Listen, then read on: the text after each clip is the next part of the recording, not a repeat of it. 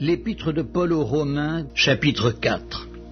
Que dirons-nous donc qu'Abraham, notre père, a obtenu selon la chair? Si Abraham a été justifié par les œuvres, il a sujet de se glorifier, mais non devant Dieu.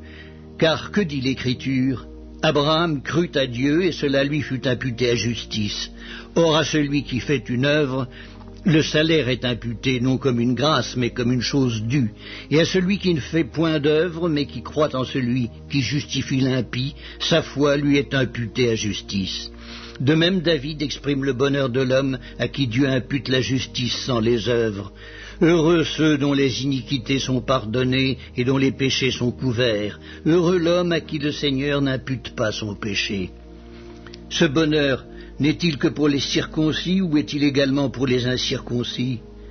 Car nous disons que la foi fut imputée à justice à Abraham. Comment donc lui fut-elle imputée? Était-ce après ou avant sa circoncision? Il n'était pas encore circoncis, il était incirconcis. Et il reçut le signe de la circoncision comme sceau de la justice qu'il avait obtenue par la foi quand il était incirconcis, afin d'être le père de tous les incirconcis qui croient pour que la justice leur fût aussi imputée, et le père des circoncis qui ne sont pas seulement circoncis, mais encore qui marchent sur les traces de la foi de notre père Abraham quand il était incirconcis. En effet, ce n'est pas par la loi que l'héritage du monde a été promis à Abraham ou à sa postérité, c'est par la justice de la foi. Car si les héritiers le sont par la foi est vaine et la promesse est anéantie, parce que la loi produit la colère et que là où il n'y a point de loi, il n'y a point non plus de transgression.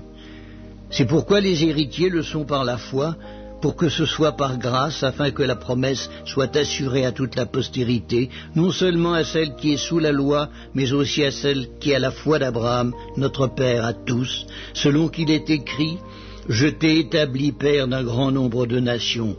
Il est notre Père devant celui auquel il a cru, Dieu, qui donne la vie aux morts et qui appelle les choses qui ne sont point comme si elles étaient. Espérant contre toute espérance, il crut, en sorte qu'il devint père d'un grand nombre de nations, selon ce qui lui avait été dit, « Telle sera ta postérité ». Et sans faiblir dans la foi, il ne considéra point que son corps était déjà usé, puisqu'il avait près de 100 ans et que Sarah n'était plus en état d'avoir des enfants. Il ne douta point par incrédulité au sujet de la promesse de Dieu, mais il fut fortifié par la foi, donnant gloire à Dieu et ayant la pleine conviction que ce qu'il promet, il peut aussi l'accomplir. C'est pourquoi cela lui fut imputé à justice. Mais ce n'est pas à cause de lui seul qu'il est écrit que cela lui fut imputé.